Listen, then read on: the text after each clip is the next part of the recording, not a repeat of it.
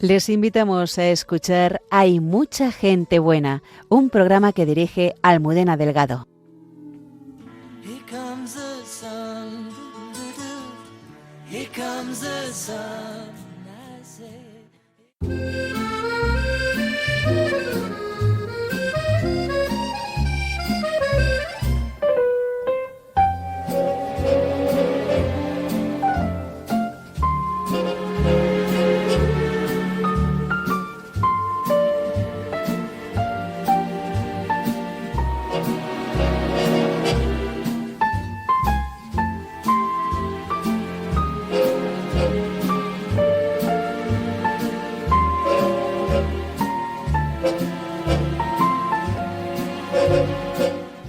Más de 6.000 personas se reunieron en Madrid para escuchar testimonios, alabar y adorar al Señor. Esta noche conocemos cómo nació esta iniciativa de las experiencias evangelizadoras de la parroquia Santo Domingo, con su párroco, don José María Sánchez de la Madrid.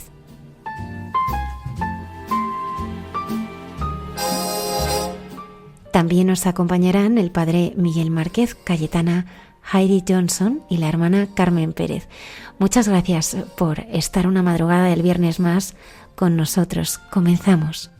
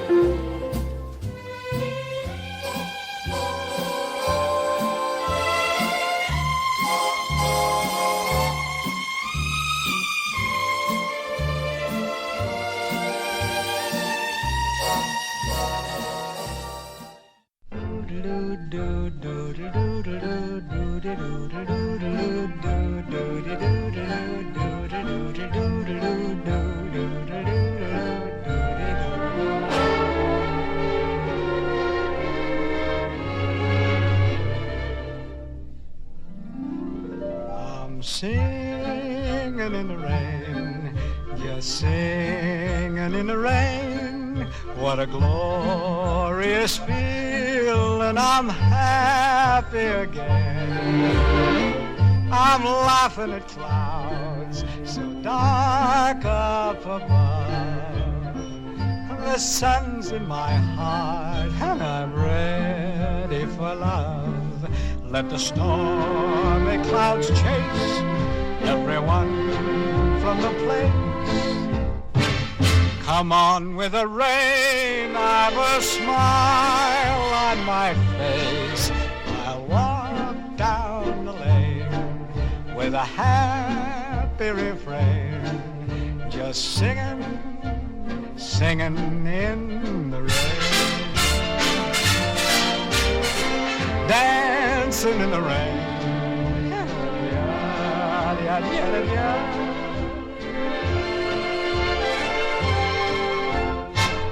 I'm happy again.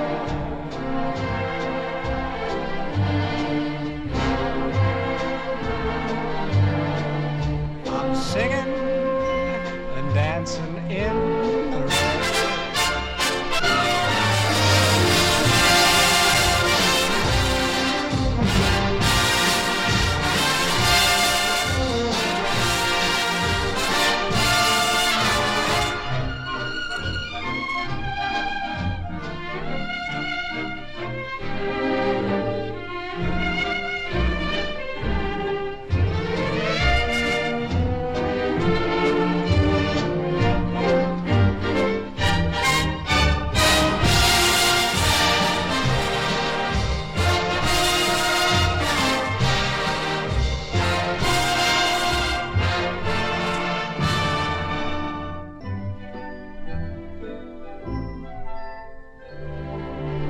I'm dancing and singing in the rain.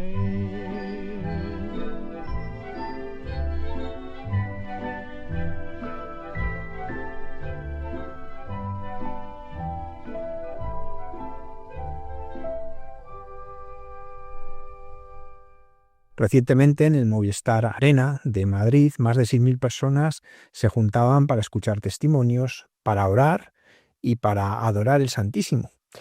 Hemos querido tener esta noche con nosotros a don José María Sánchez de la Madrid, que fue uno de los que empezó todo esto, que tiene un origen más profundo y que hemos querido conocer. No nos quedamos solamente en un evento, sino también descubrir que detrás de los grandes eventos hay toda una historia que empezó siendo muy pequeña. Buenas noches, José María. Buenas noches, muchas gracias por la invitación, Javier. Es una alegría para nosotros que estés con nosotros. Bueno, vamos a contar, porque a lo mejor alguno de nuestros oyentes no sabe qué pasó el otro día en el Movistar Arena. Muy bien, bueno, pues como decías, esto es el fruto después de un camino muy largo. Y lo que ocurrió en el pasado mes de enero fue un evento pues maravilloso, evento, no sé por llamarlo de alguna manera, ¿no? Porque en el fondo fue pues, un encuentro con el Señor, ¿no? Queríamos dar gracias por el jubileo que terminó el 6 de enero, y empezar ese caminito hacia el 2033, lo que algunos llaman el evento del siglo. Pudimos celebrar el 2000 cumpleaños de Jesús hace unos años y ahora se nos presenta el momento pues cumbre de la vida del Señor, ¿no?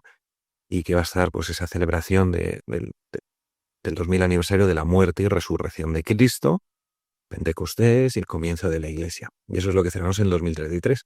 Y queremos celebrarlo con una gran acción de gracias y a la vez implorando pues al Señor su misericordia y que nos fuera guiando el Espíritu Santo para poder celebrar pues de la mejor manera posible este aniversario del Señor, de la pasión, muerte y resurrección del Señor. Ese es el origen de este evento. José María, vamos a los orígenes, vamos al principio cuando tú te ordenas, eres un joven sacerdote que llegas a la parroquia. ¿Qué empiezas a percibir ahí? ¿Qué hace que haya este camino en ti de un camino mucho más de misión, de evangelización? ¿Cómo empezaste a ser consciente que los modos habituales y tradicionales llegan a algunos, pero no son suficientes para llegar a todos? Bueno, yo me ordené en 2001, en el 1, y los primeros 5 años estuve en unos pueblos detrás de Alcalá de Henares, de Torrejón. La verdad es que fueron como los primeros años maravillosos, como la luna de miel, ¿no? Y la verdad es que fue una gozada, donde aprendí muchísimo en esos primeros años. Pero sí es verdad que cuando terminé de allí o salí de allí, salí con un poco la sensación de decir, bueno, se ha trabajado, se ha rezado, se han hecho muchas cosas y como que se queda corto, ¿no? No es que estuviera mal lo que se hizo, ni mucho menos, pero como que bueno, que falta mucha gente porque se acerque al Señor, por conocerle al Señor. Y entonces, en esta parroquia aquí en Santo Domingo, pues me envió don Jesús Catalá, ya hace pues, 3 obispos, y en septiembre de 2007. Y bueno, esto es una parroquia más en la zona norte de Madrid, una parroquia donde hay muchos sacramentos, hay mucha participación de vida sacramental,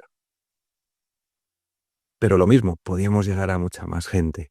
Y entonces, durante unos años estuvimos pues rezando pues por eso que en aquel entonces nos había invitado Juan Pablo II, la nueva evangelización, Benedicto XVI, esa congregación, ¿no? Para la nueva dicasterio, él para la nueva evangelización, convocó un sínodo de nueva evangelización.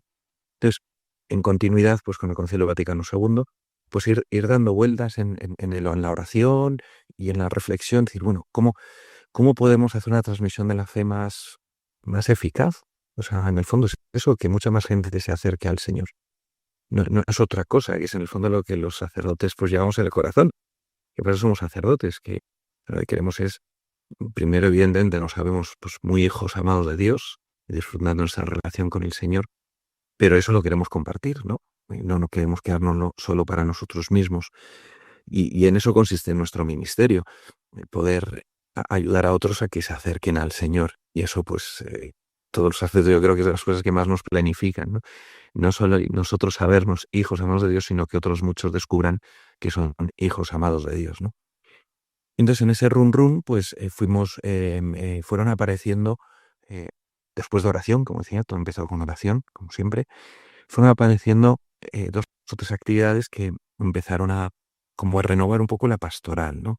Siendo fieles, por supuesto, a al Evangelio, al Magisterio, y que nos empezaron a traer como un aire fresco para transmitir la fe de un modo, pues, en el mundo actual. Como tú decías, no se trata de que nos sirva lo anterior, sino que hay cosas o gente a que no se le está llegando. Entonces, manteniendo una fidelidad y una continuidad con la Iglesia, hay actividades que, bueno, pues que conectan mejor, ¿no?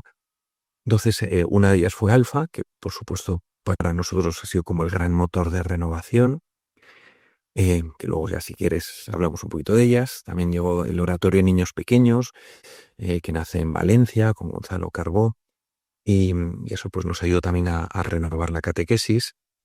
Los grupos de oración de madres, Modes Preyes, que nace en Inglaterra, una mujer católica inglesa que reza por sus hijos.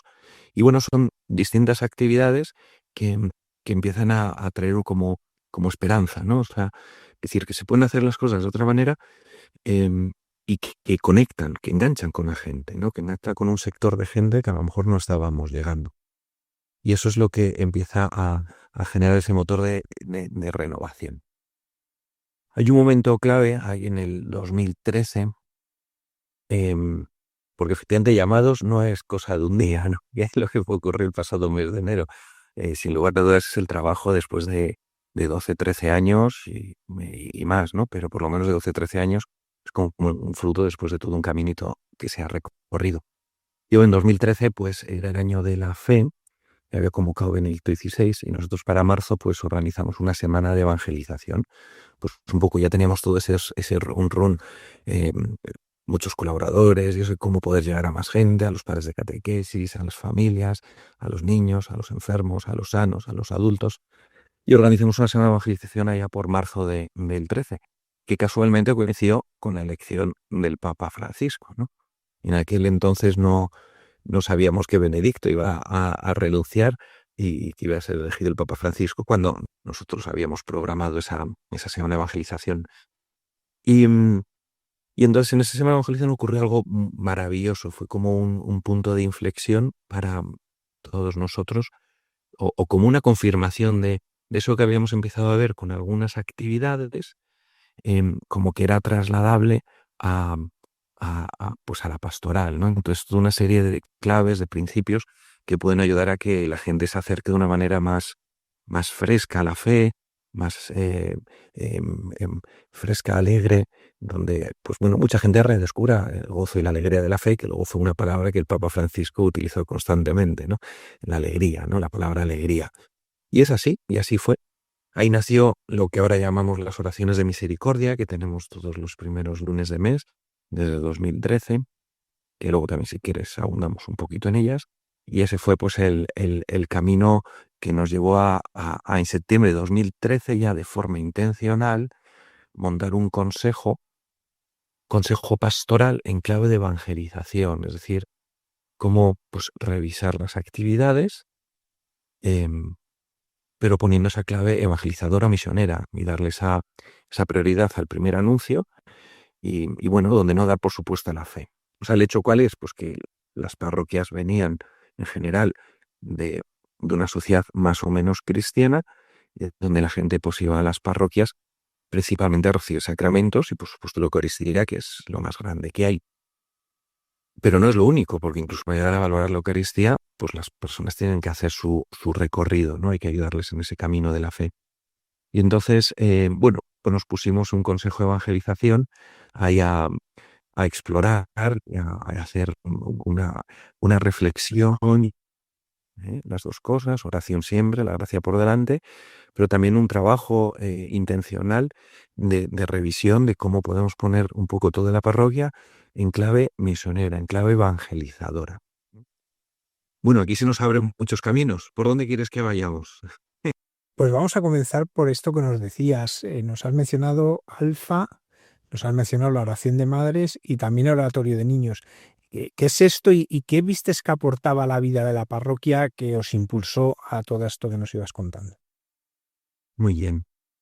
Bueno, pues estas actividades que fueron llegando después de esos momentos de oración, pidiendo ese nuevo ardor, esos nuevos métodos, ese nuevo lenguaje, ¿no? Que decía Juan Pablo II, de la nueva evangelización, pues aparecieron estas actividades. Alfa nace en Inglaterra, en una iglesia anglicana. Así, en primer lugar, puede parecer un poco así, de qué raro, ¿no? Pero bueno, está totalmente alineado con la Iglesia Católica. De hecho, en la oficina internacional tienen gente para los católicos. Nace como un curso en los años 70, un curso muy sencillito para la gente que se empieza a incorporar a una iglesia. Con los años como que lo van puliendo, lo van definiendo, y en el año 91 lo coge Nicky Gamble, y desde entonces pues como que empieza a dar un estirón muy grande. Es un método muy sencillo de primer anuncio. Consiste en 10 sesiones y cada sesión tiene 3 partes, ¿no? Que son como los ingredientes básicos para que un alfa funcione. La primera parte es una acogida y una cena, aunque bueno, si es por la mañana sería un desayuno o una comida, si fuera al mediodía, por lo tanto, algo que comer. En segundo lugar, una charla sencilla, unos 20 minutos sobre cuestiones básicas de la vida, y luego un debate, un diálogo. La gente está situada o colocada en grupos de unas 12 personas, donde hay 3-4 personas que son del equipo encargados de esa mesa, y lo que se hace pues es explorar las verdades fundamentales, o las cuestiones fundamentales, mejor dicho, del ser humano desde la perspectiva cristiana, ¿no? El logo de Alfa es un interrogante, y justamente es eso, es un lugar donde hacerse preguntas, donde la gente puede hablar. ¿Cómo? Pues en un ambiente distendido, sin presión, en un ambiente donde la gente no se sienta juzgada, donde se sientan acogida. Entonces, por eso, la primera parte, que es la comida, estás en ese grupo de 12 personas, más o menos, pues la gente se siente muy a gusto, porque no es un foro ya de entrada en el que sea pues una clase, ¿no? No es otros espacios, sino es un ambiente muy distendido, incluso puede hacerse en bares, ¿no? O en restaurantes. O sea, que es algo como muy informal que facilite que la gente pueda venir. Las charlas son muy sencillas, actualmente están en formato de vídeos. Cuando nosotros empezamos, se daban en directo, había un librito y se daban ahí en vivo en directo. Hay unos vídeos que están muy cuidados, muy medido todo y eso, y que, bueno, pues lo mismo, que no se dice ninguna barbaridad, y al contrario, lo que hace pues es plantear desde la perspectiva cristiana pues esas respuestas a los grandes interrogantes del ser humano. Y el diálogo es como el plato fuerte de las 3 partes de Alfa, donde la gente pues empieza a explorar y se abre. Y la gente puede decir un poco lo que quiera, ¿no? Porque hay unas intuiciones de Alfa muy interesantes, como son la acogida, han salido. Otra es la escucha, y es que la gente necesita ser escuchada, ¿no? O sentirse escuchada antes de que empiecen a escuchar. Entonces, en ese momento, pues los moderadores pues lo que hacen es lanzar preguntas para que haya un diálogo. Y ya está, y donde cada uno pues puede expresar un poco cómo ve las cosas o cómo las ha vivido, ¿no? Y en ese diálogo, sin que nadie esté como juzgando ni dando una autoridad, sino sencillamente es un compartir de cómo uno vive las cosas, empiezan a ocurrir cosas, ¿no? Porque, como siempre, la oración está en la base, ¿no? La gracia es la base de todo, ¿no? Entonces hay mucha oración y empiezan a ocurrir conversaciones. Y llega un momento, sobre todo parece que es terminada la 7ª sesión, pues donde se propone un fin de semana o una salida de unas horas, donde es un día pues del Espíritu Santo, muy centrado en el Espíritu Santo, se explica lo que es Espíritu Santo y se ofrece pues un momento de oración. Hasta entonces tampoco se ha ofrecido a los invitados oración, al equipo sí ha rezado, por supuesto, previamente, todos los días, durante esas semanas, pero como es Alfa, a veces ponerse en clave evangelizadora o misionera, y es pensar que el más alejado pueda estar, ¿no? Entonces, eso va ayudando también a los miembros del equipo a ir incorporando esas claves de evangelización.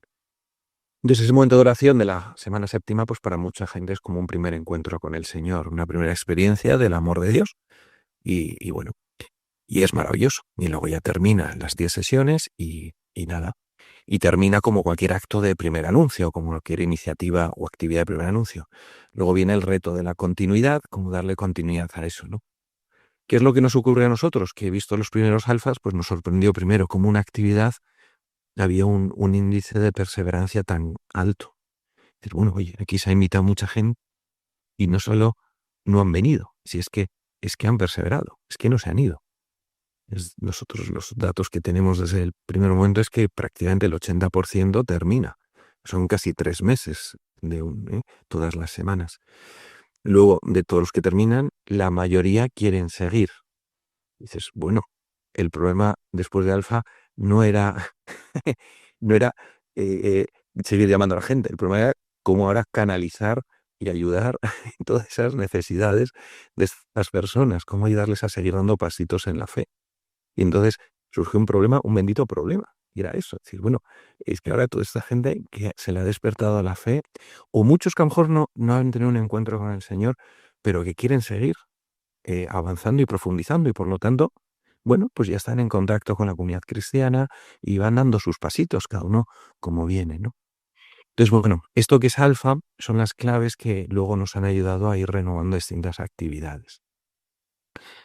Oratorio en niños pequeños, pues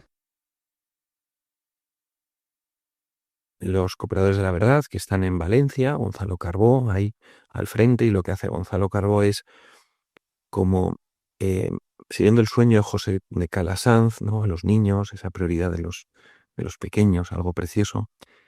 Él, y siguiendo la indicación también del Concilio Vaticano II de que los institutos religiosos pues que vuelvan un poco al espíritu, al carisma fundacional, al fundador, etcétera, pues como empieza a investigar y va mucho a las fuentes, a San José de Calasanz, tal, y montan lo que se llaman los oratorios de niños pequeños, que son oratorios donde a los chavales se les va se les va presentando, mejor dicho, las distintas presencias de Jesús. Entonces, no es catequesis como quizás las hemos conocido en los últimos 40 o 50 años, que las catequesis de ese modelo quizás sería más la clase de religión, un poco, ¿no? Que era más, sobre todo conceptual, que claro que hay un contenido, faltaría más, pero no es el único, ¿no?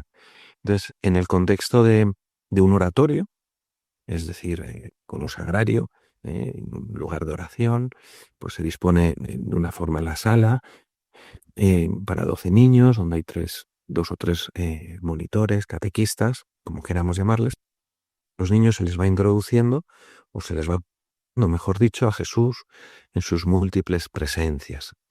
Entonces todo eso, pues lo mismo está, pues después de muchos años ya lo tienen muy, muy afinado, muy trabajado, tiene pues distintas partes, pero todo en un contexto de oración. Entonces es maravilloso ver cómo los niños pues sintonizan con Jesús pues mucho mejor que nosotros, ¿no? Ellos que son, por eso sí nos lo pone como modelos, pues son sencillos, sin grandes problemas, sin grandes complicaciones, pues se van acercando a las distintas presencias del Señor. Ahí se les explica pues un pasaje evangélico, tienen su momento de oración, la oración del corazón que se llama, aprenden, memorizan alguna frase bíblica que luego les sirve pues un poco para recordar la semana, y la verdad es que con el paso de los años pues es maravilloso. Nosotros pues bueno, fue nuestro obispo, don Juan Antonio, el que estaba entonces, el que lo trajo a la diócesis. Nosotros empezamos aquí a hacer una prueba en poscomunión y viendo pues cómo las catequistas también estaban emocionadas, porque todos sabemos también, para los curas y las catequistas, pues es muy frustrante, ¿no? Lo de la primera y la última comunión, ¿no? Muchas familias que se acercan al sacramento y no continúan, ¿no? En esa relación con el Señor. Y en cambio aquí, ¿qué ocurría? Ocurría que los niños realmente pues empezaban a tener una relación de amistad con Jesús. Y es realmente sorprendente, ¿no? Que por eso digo que no es solo conceptos, que claro que hay una parte de doctrina que hay que comunicar, pero sobre todo es el crecer en amistad con Jesús, y poco a poco esa fe pues va creciendo, ¿no? A las catequistas también les generó mucha esperanza, mucha ilusión, el ver que se podían hacer o dar la catequesis de otra manera. Y luego el tema de Modes Preyes surgió en paralelo, fue muy bonito, al oratorio de niños pequeños. Pues una catequista lo conoció y lo planteó, lo hablamos, y dijimos, fenomenal, pues vamos a probar. Y entonces ella organizó en paralelo a la catequesis, o simultáneamente, vamos, mientras los niños estaban en catequesis, organizó un grupo de madres, o sea, madres de los niños de catequesis, pues esa oración.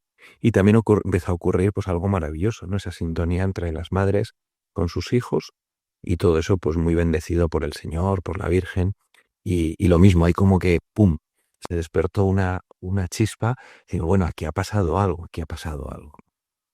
Estas son un poco las tres grandes primeras actividades que empezaron a renovar las formas de vivir la fe y de transmitir la fe, ¿no?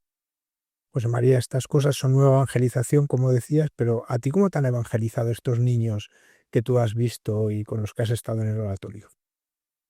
Bueno, la verdad es que hay un momento, una sesión que es maravillosa, que es en esa presentación de Jesús en sus múltiples presencias, ¿no?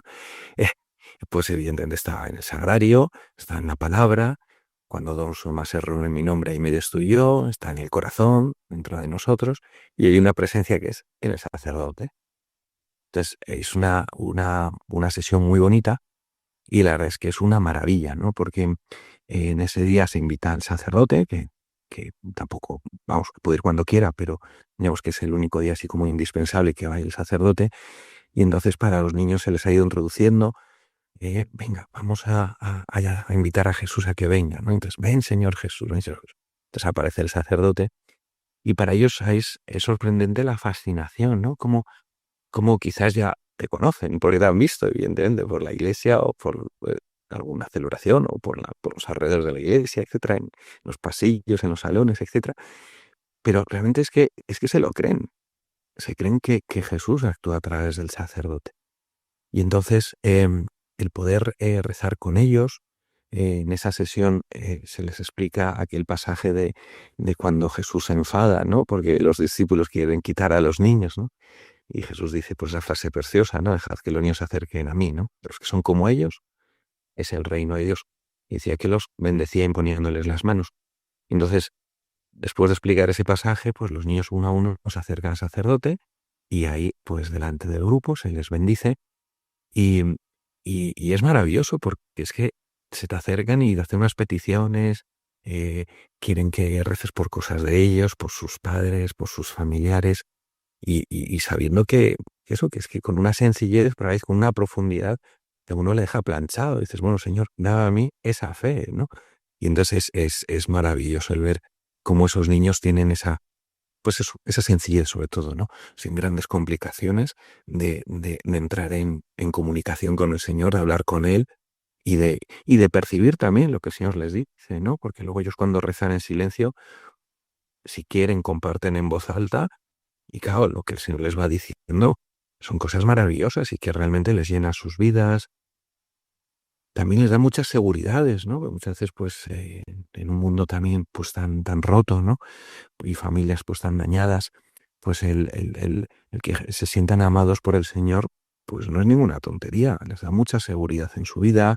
Cuando ven que a lo mejor situaciones familiares complicadas, pues, pues eso les llena de paz y es algo muy, muy planificante, ¿no? Para ellos, ¿no? O sea que bueno, es una maravilla, la verdad es que es una gozada. A mí me encantaría ir más, pues que no me da la vida, pero me encantaría ir más y cuando voy a esa sesión, la verdad es que disfruto como más que ellos, yo creo. José María, otra de las cosas que realizáis y que trasciende incluso al ámbito de la parroquia, porque es verdad que hay mucha gente de otros lugares que se acerca, son los lunes. Me consta que hay gente que se va bastante tiempo antes para poder encontrar, aunque sea un huequecito en el suelo. ¿Qué es esto de los lunes de la misericordia? Bueno, pues mira, eso está vinculado a la semana de evangelización que te contaba en el 2013. En ese querer llegar más a la gente, pues había una de las actividades que era, bueno, uno de los temas que estuvimos rezando, viendo y cómo hacer, que era, pues ante el sufrimiento humano, ante los mayores, la soledad, los enfermos, cómo puedes acercaros un poquito más al Señor. Por supuesto que está la unción de los enfermos, pero eso es cuando la gente está mal, no es, vamos, no es como antiguamente la extrema unción en el último momento, pero tampoco es para todos los días, ¿no? O sea, es algo cuando la gente está grave, ¿no? En una enfermedad grave, o el peso de los años. Pues decir, bueno, ¿cómo podemos esto darle un poco de continuidad, ¿no? Entonces, pues hicimos una misa, pues eso, donde está orientada pues hacia los que sufren, el tema del sufrimiento humano. En Alfa, también está un poquito inspirado en Alfa, hay una sesión que es la penúltima, que es justamente, ¿no? Lo de sana Dios hoy día, Dios cura hoy día, ¿no? Porque vemos en el Evangelio como el Señor no es indiferente ante el sufrimiento de los demás.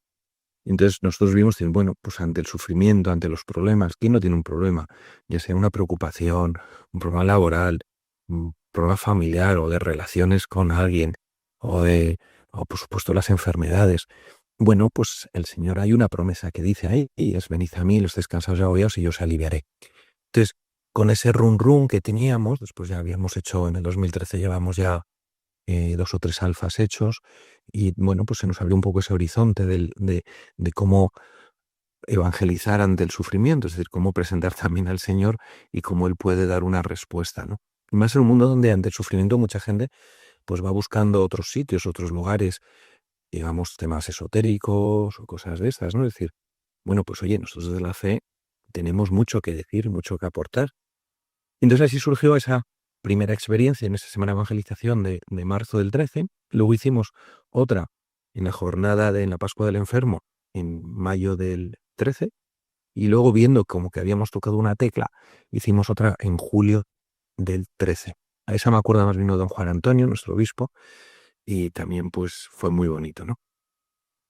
Y entonces, viendo que había ya una llamada de Dios y algo bueno, pues que había un espacio que teníamos que dar una respuesta y eso, pues en septiembre, a comienzo ya del curso, nos sentamos a discernir, a poner cabeza y a empezar a organizar una oración para los enfermos. De hecho, le llamamos oración de misericordia o oración por los que sufren, ¿no? No más que por los enfermos, sino por los que sufren, porque es más que la enfermedad física, es sufrimiento humano, ¿no?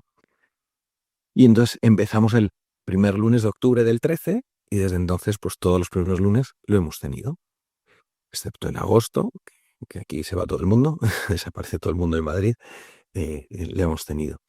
Y, y la verdad es que sí, ha ido creciendo poquito a poco a lo largo de los años.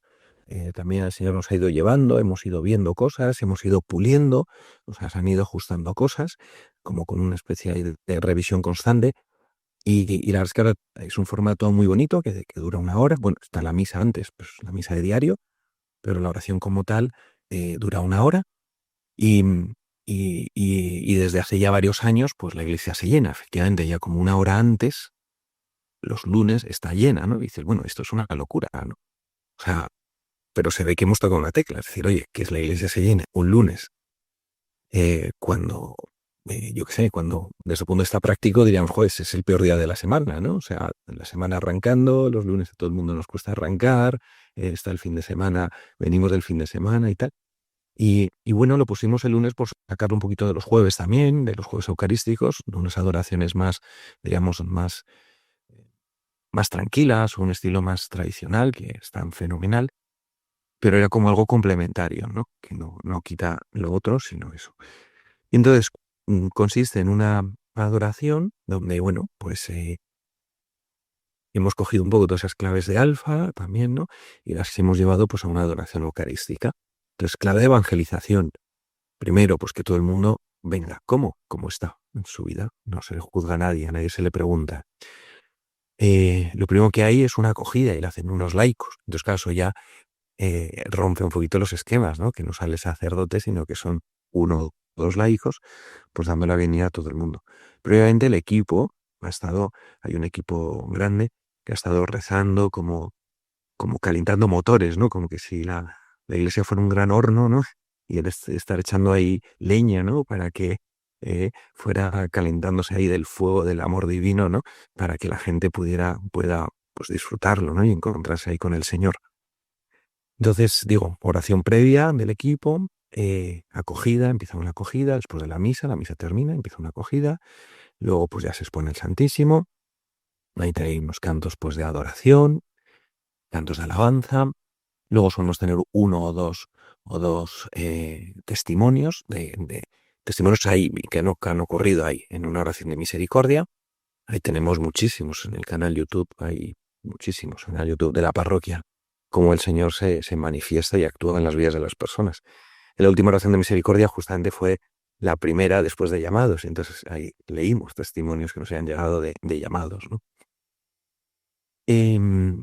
Luego hay un momento ahí, pasados esos testimonios y tal, es un momento ya donde, como decir, bueno, habiendo reconocido al Señor ahí presente, habiéndole adorado, habiéndole alabado, habiendo escuchado pues lo que Él ha hecho, pues es un momento como decir, venga, vamos a ver, bueno, y cada uno presenta ahí sus problemas, sus dificultades, sus sufrimientos. Entonces ahí también tenemos un momentito de, bueno, donde se invita a la gente a poner esos sufrimientos al pie del altar. Damos ahí normalmente unas claves de obstáculos que impiden a veces pues que la gracia de Dios actúe en nuestra vida, ¿no? Entonces vamos como tocando algunas cosas, aunque siempre hablamos del perdón como el mayor, o la falta de perdón como el mayor obstáculo para la acción de uno de los principales obstáculos que impiden que la gracia de Dios actúe en nuestra vida. Y, y bueno, hay pues otro canto y nada, y luego pues hacemos una pequeña procesión por dentro de la iglesia, ¿no? Tradicionalmente conocidas como procesión Minerva, ¿no? Y, y luego pues nada, al final ahí se da la bendición y hacemos luego, y se reserva el Santísimo, tanto a la Virgen, tal. Y luego hacemos una intercesión general rezando por todo el mundo.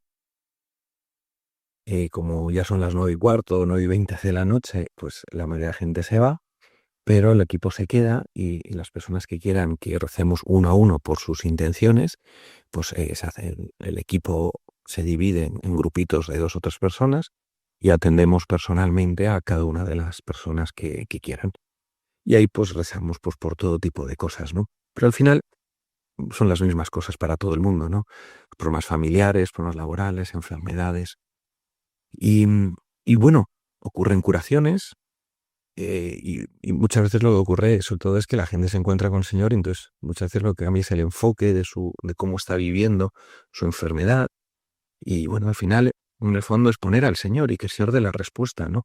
Entonces nosotros como instrumentos, canales de la gracia, pues lo que hacemos es poner a la persona delante de Dios y que el Señor actúe.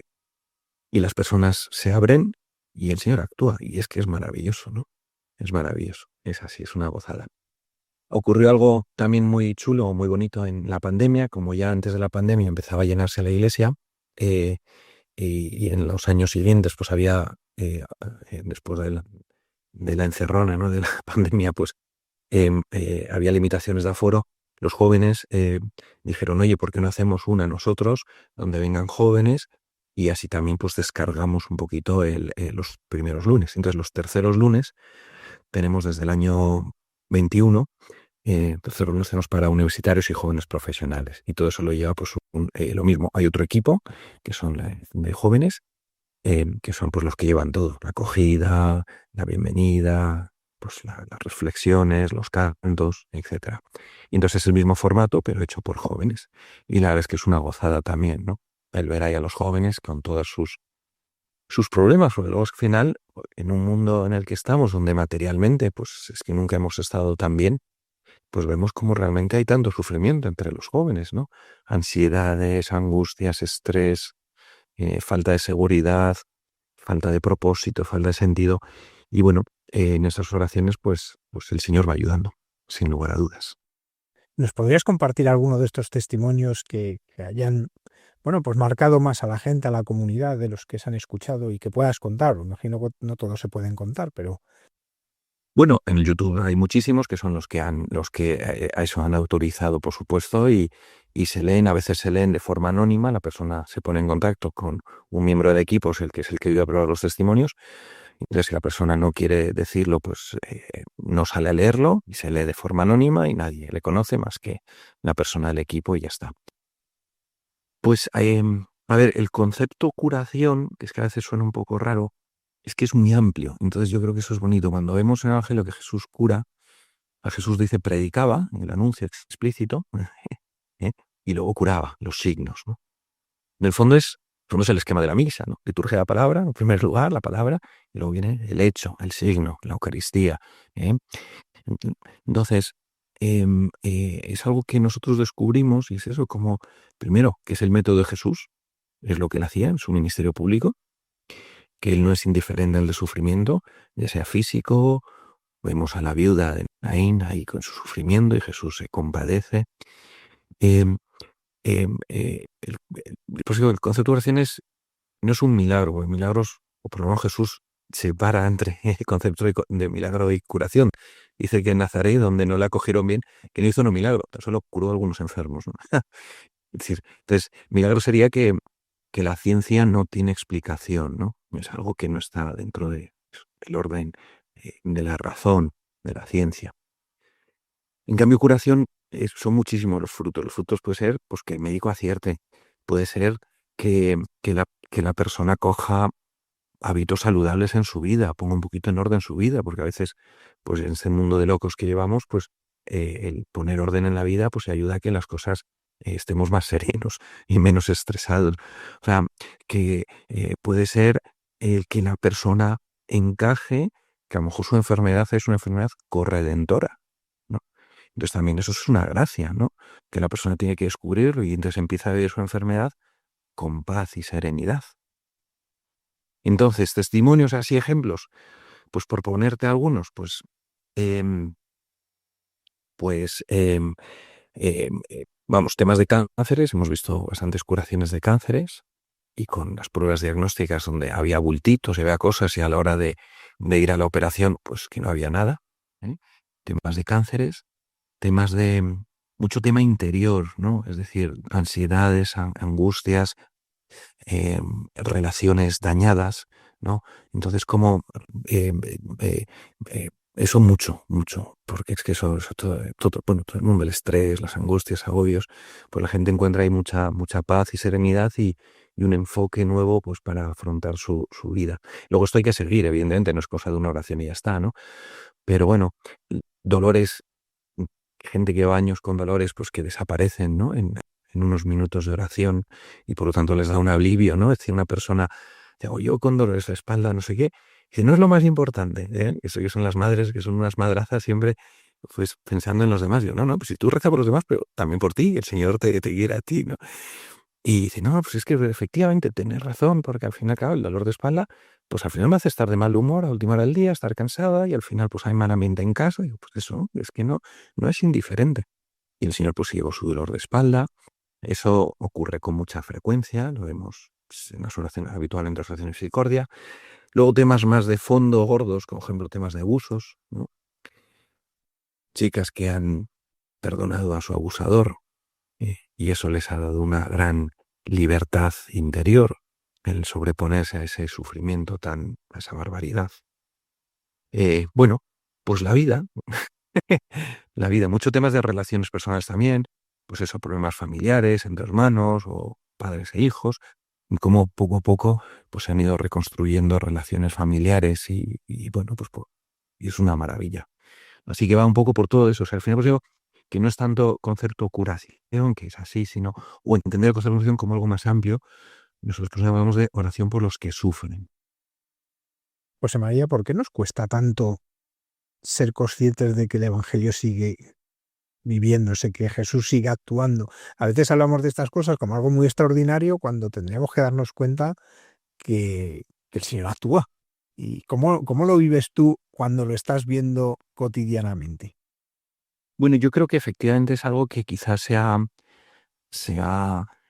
bueno, por los motivos que sea, yo ahí no sabría, tampoco he investigado mucho, ¿no? Quizás eso más canta la mesa, desde el punto de vista más doctrinal es quien lo tenga más estudiado y trabajado.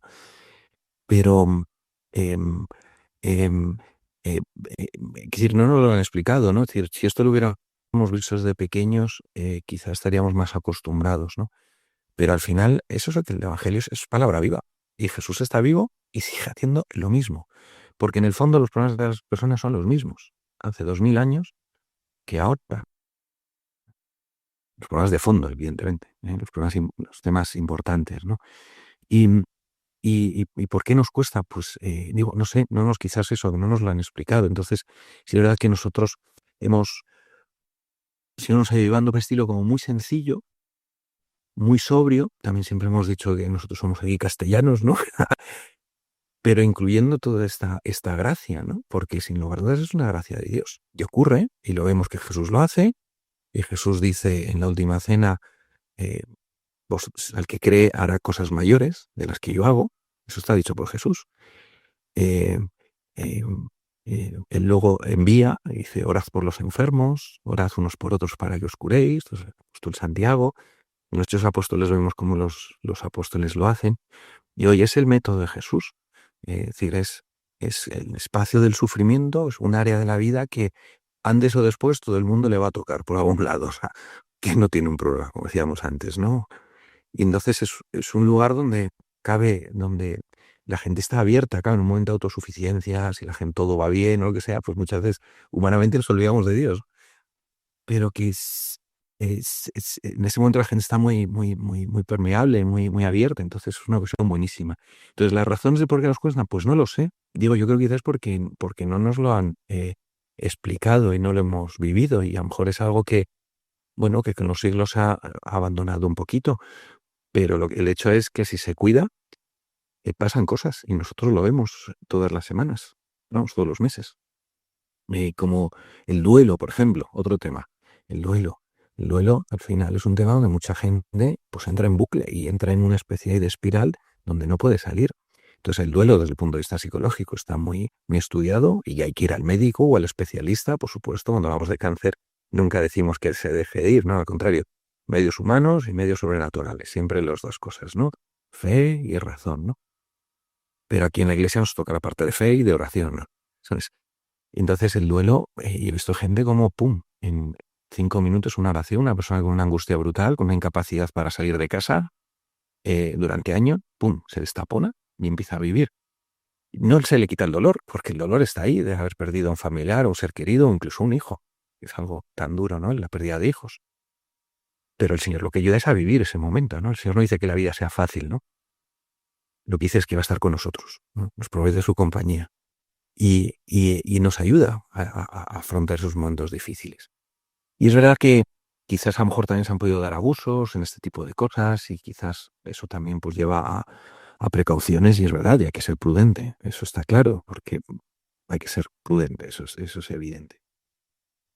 Pero bueno, entre todo y nada, es decir, entre la imprudencia y no hacer nada, pues oye, existe un espacio, eso, ¿no? De hecho, hay un documento del cardenal Ratzinger del año 2000, Fernando Juan Pablo II, un poquito que organiza, ¿no? O da las pautas de este tipo de oraciones, ¿no? O sea, que está previsto por la Iglesia, no es algo que no esté previsto, ¿no? Entonces yo creo que con prudencia, con sentido común y con una vigilancia constante también, ¿no? O sea, estar atentos pues para que no haya eso, pues faltas de imprudencia o abusos, tal. Si se cuidan las cosas con delicadeza, pues bueno, si es algo cuidado, da mucho fruto. Y eso es lo que nosotros vemos.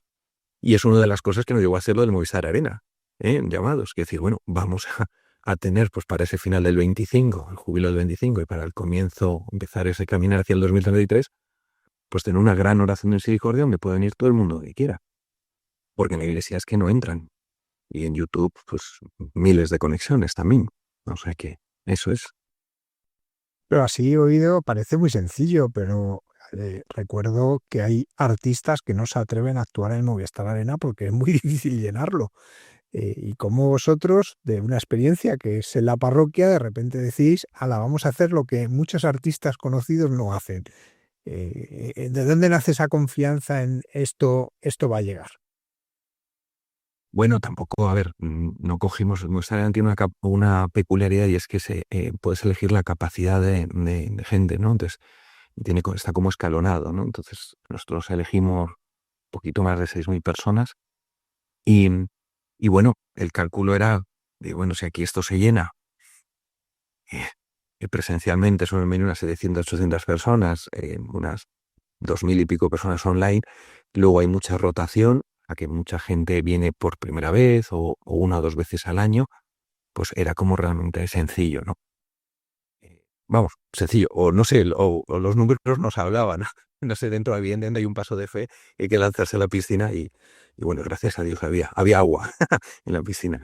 Entonces, bueno, hablamos por supuesto, con nuestro obispo para hacer esto, y también con Alfa, ¿no? Porque Alfa, pues la sede de Alfa España, que se extendió por todo el mundo, en 100 y pico países y eso, la sede canónica de Alfa está aquí, en la parroquia. Entonces, por eso también en la diócesis de Alcalá pues no hay un espacio para congregar a tanta gente, y entonces, bueno, Alfa es de carácter nacional, y entonces ya con el obispo pues hicieron todas las gestiones oportunas, y nos lanzamos a por ello. Entonces, este evento tenía dos partes, una primera más organizada por Alfa, que es más de anuncio, testimonios de influencers, vino Nicky Gamble, que es el pionero de Alfa, y una charla preciosa. con música de Gilson también, y la segunda parte fue la oración de misericordia, tal y como la hacemos aquí, sin, sin ningún, nada, igual, exactamente igual. Y así fue como un poco surgió el tema y decir, bueno, como esto se llena, pues vamos a ver cómo llenar o cómo ir a un sitio un poquito más grande que puedan ir todo el mundo, que no todo el mundo puede ir un lunes a las 6:30 de la tarde a coger sitio, ¿no? Y así fue como surgió el evento. Entonces surgió una cosa muy bonita de Alfa, que es de carácter mundial, con sede aquí en Santo Domingo, en la diócesis de Alcalá. Y, y bueno, y en Alfa y nosotros también en la parroquia y muchas instituciones, pues eso del sueño del 2033 está como muy metido, ¿no? Y por lo tanto, pues queríamos compartir ese sueño, de ir dando pasitos para celebrar eso, el 2000 aniversario de la muerte y resurrección del Señor. Porque tú estás convencido que va a haber muchas gracias en 2033, ¿verdad? Bueno, ya está viendo, ¿no? Muchas cosas, ¿no? Y sí, sí, yo creo que sí, sí, sí, pero tenemos que hacer, o sea, a ver, es lo de siempre, a Dios rogando y con el mazo dando. Sí, yo creo que sí, que sí, claro que va a haber, será un jubileo muy especial, un año, o sea, es que hasta dentro de otros 1000 años no va a ser un número tan redondo, un aniversario tan redondo, ¿no? Lo mismo decíamos del 2000 cumpleaños de Jesús, ¿no? En el año 2000. Entonces, claro, yo creo que sí, va a ser un año de mucha gracia y que el Señor, pues, lo quiere y muchísima gente. Ya en muchos cristianos, en la Iglesia Católica y otras confesiones no cristianas, tienen ahí como ese objetivo a medio plazo, trabajando por ello y para ello. Y, y por supuesto que va a ser un año de gracia, pero también eso, a Dios rogando, pero y con el mazo dando, es decir, eso, moviéndonos, buscando iniciativas. Hay muchos temas de prueba y error, que uno pues, intenta algo y no sale, y eso también pues ayuda pues, a la humildad y a ver que la gracia va por delante, que hay que rezar más. Pero de repente hay cosas como que pum, que dices, uy, parece que aquí ha habido algo, ¿no? Es como estar atento a Dios que está hablando a través de eso. Entonces es una gracia que a lo mejor hay que cuidar y tal. Pero vamos, sin lugar a dudas, yo creo que el 2033 va a ser la bomba, ¿no? El Papa ya ha hablado, vamos, o sea, el Papa Francisco cuando convocó el Júbilo del 25 ya hablaba como de un paso previo al Júbilo del 33. Y el Papa León, en el viaje a Turquía de hace unos meses, antes de Navidad, pues también lo decía, ¿no? Hablaba de su sueño y su ilusión de hacer incluso un encuentro ecuménico en el cenáculo, ¿no? Con todas las confesiones cristianas y ese sueño de la unidad también, ¿no? De la iglesia dividida, que la división, pues, es antievangélica, no evangeliza, ¿no? Contrario, el Señor. La oración más larga del Señor que hay en la Sagrada Escritura es ahí la oración sacerdotal, ¿no? En San Juan, en la última cena, y el tema de unidad es constante, ¿no? Sale varias veces en ese capítulo, ¿no? Padre, que sean uno para que el mundo crea, ¿no? Ojo, qué importante es el tema de unidad, ¿no? Que no es uniformidad tampoco, pero sí es unidad en lo básico, ¿no? En lo fundamental. Esa frase redonda de San Agustín, ¿no? Unidad en lo esencial, ¿eh? Libertad en lo opinable y caridad en todo, ¿no? Y caminar hacia ahí, porque es que es que la vida es tan rica y que efectivamente hay tantísimas cosas opinables, pero que en lo esencial que estemos muy unidos, ¿no? Y todo lo que sea evitar divisiones, críticas, comparaciones tontas. O sea, bueno, pues eso no lleva a nada, al contrario, eso echa para atrás. Por eso el Señor reza por la unidad, para que el mundo crea, para que mucha gente pueda acercarse a la fe, ¿no? José María, tú cuentas con muchos colaboradores laicos que, pues como os decías, que se encargan ellos de la acogida y de muchas cosas, porque obviamente los sacerdotes no vais a llegar a todo en la parroquia y menos en el Movistar, ¿no? Pero ¿cómo se consigue movilizar a la gente? Pues que a veces, pues, entre otras cosas, por las muchas ocupaciones, cuesta mucho comprometerse. ¿Cómo los habéis ido movilizando de manera que su participación no es solamente activa, sino que impulsan? Bueno, es una de las claves de todo el proyecto de renovación y es el laicado. Es algo que evidentemente el concilio lo retoma y lo relanza, y porque al final aquí en la parroquia estamos 2 sacerdotes, o sea que no estamos, y hay muchísimos colaboradores, pues si no sería imposible. Pero colaboradores, yo creo que la primera clave es que entidades son colaboradores no míos, sino colaboradores del Señor. Es decir, eso sería un clericalismo, ¿no? O sea, brutal. Es decir, que aquí estamos trabajando para un proyecto que el Señor nos ha inspirado, donde yo tengo un rol como sacerdote y párroco, pero ellos, por el propio vocación bautismal, tienen su rol. Mi misión es más de como distribuir, de ayudarles a encontrar su sitio y que desarrollen ahí también su llamada personal, sus dones y eso. Entonces, el tema del laicado es crucial, porque es que si no, porque el día tiene 24 horas y los curas, como las personas y las familias, no somos superhéroes y tampoco podemos quemarnos, ¿no? Sino que hay que disfrutar y estas cosas también. Entonces, yo creo que una clave es, primero, el primer anuncio. Es decir, los colores salen de un redescubrimiento de su propia fe, ¿no? De ese gozo de la fe. Entonces, cuando la gente se encuentra con el Señor, se les abre un horizonte y eso, y quieren compartirlo. Y ya está, ¿no? Entonces, lo primero sería eso, es decir, ¿dónde buscar colaboradores? Pues no se trata de buscar colaboradores, se trata de evangelizar, de que la gente se encuentre con el Señor, tenga una primera experiencia del amor de Dios, que mucha gente no la ha tenido, digamos, de tradición cristiana, ¿no? De tradición católica de toda la vida. Entonces, cuando tiene ese encuentro con el Señor, es que necesariamente uno quiere compartirlo. Lo mismo que uno ve una buena película y sale de forma natural, o ha leído un buen libro, o ha comido un buen plato que le ha encantado en un restaurante, ¿no? Y eso uno lo dice a sus amigos o a su familia, es que no hay que hacer nada, es que sale. Es decir, cuando uno está contento, sale, o ha descubierto algo bueno, lo comparte. Entonces yo creo que la primera clave del laicado es esa, o bueno, la primera de buscar colaboradores es que se encuentren con el Señor. Y luego es ayudarles a encontrar su sitio, ¿no? Dentro de todo el proyecto, eh, un, un, em, em, nosotros tenemos como una serie de principios que nos han dado teológico-pastorales, que nos han dado a todo este proceso de renovación, y uno de ellos es no organizar las actividades por necesidades, sino por la llamada de Dios a cada persona. Es decir, que por supuesto las necesidades tienen que estar detectadas, cogidas, captadas, tenerlas ahí, pero una actividad no empieza hasta que no haya un grupo de personas que se sientan llamadas a tirar de ese carro, ¿no? ¿Y cómo saber que unas personas se sienten llamadas a tirar de un carro? Pues ahí lo hacemos por el tema de los dones espirituales. Entonces, habíamos a gente, la palabra los talentos, en el fondo, bueno, ¿qué talento está dado al Señor? Pues eso es lo que se trata de poner en funcionamiento. ¿Por qué? Porque si no sería decir, no, yo creo que es importante hacer esto, ¿me haces esto? Pero claro, un favor, la gente lo hace porque la gente es buenísima, pero eso a medio plazo es insostenible, porque un favor, es una cosa puntual y tal. Pero, ¿qué es lo que nos pasa muchas veces a lo mejor con catequistas o cualquier otra actividad? Oye, que no tenemos catequistas, pues el favor. Y te hacen el favor, pero al año, los años están quemadas.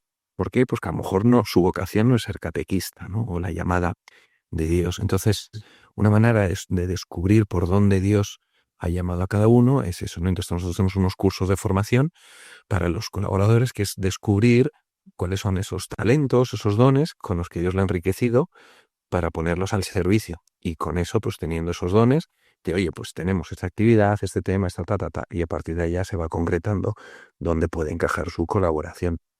Es un cambio de enfoque, porque si no es que nos come el día a día, nos come. El, el querer dar salida a muchos asuntos nos come, ¿no? Entonces, mm, eh, siempre va a haber más necesidades que manos de obra. Por eso el Señor ya nos dijo, rogad al Señor de la mies que envíe trabajadores a la mies. Siempre va a haber más trabajo que trabajadores, ¿no? Entonces, para hacerlo de una manera que no queme, que sea sostenible en el tiempo, que la gente disfrute, porque luego al final también la gente, o sea, Dios nos ha creado para que estas cosas gocemos con ellas. Eso no quita que haya sacrificio, que dedicar tiempo, que dedicar esfuerzo, pero al final eso es planificante cuando es algo para lo que Dios te ha creado, ¿no? Entonces, por medio de esos dones, de esos talentos, que eso es puro evangelio, pues es ver dónde puede encajar esa persona y se va a sentir más a gusto. Es decir, si una persona no está bien con los niños, pues no hay que empeñarse en que sea catequista, ¿no?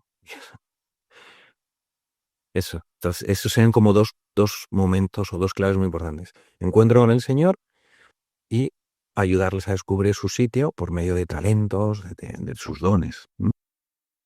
José María, ¿y tú cómo has descubierto en este tiempo a María, a la Virgen María, como madre de esta nueva evangelización? Bueno, ella es la bomba, ¿no? Es, eh, está ahí siempre y como es evangelio de una forma muy discreta, ¿no? Una forma muy discreta, pero está siempre, ¿no? Está siempre. Para mí personalmente el rosario, evidentemente diario, pues es crucial, es un momento pues por donde pasar o presentar a Dios por medio de María, ¿no? Pues esas inquietudes, esos retos, esos desafíos, esos sufrimientos de la gente, esas dificultades de la gente, sus problemas, sus historias, ¿no?